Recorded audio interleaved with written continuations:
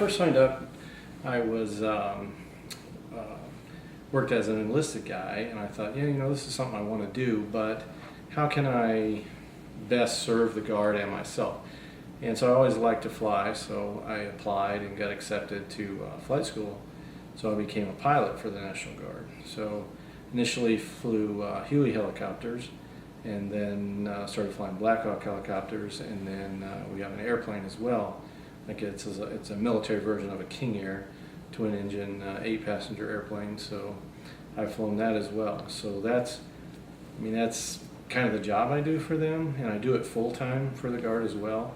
I currently serve as the state standardization instructor, so kind of over all the instructor pilots in the state of Illinois, making sure that everybody is trained to the Army standard, we'll call it. So, well, we actually did our mission was air assault, so moving people from point A to point B, whether it's just moving people or going after a specific target.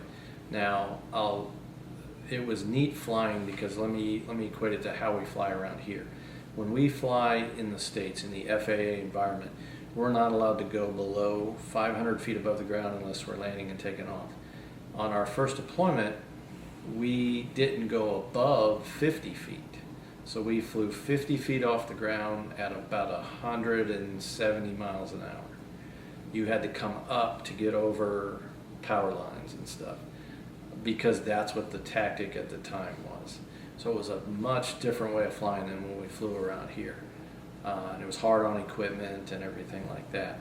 And in that 1 year, we flew on our aircraft that we had assigned to us, we flew about 5 years worth of time in 9 months. And what I mean by that, some of our smart math guys did some math on it and said that we flew enough miles in that 9 months to go back and forth to the moon 9 times across the deserts of Iraq. So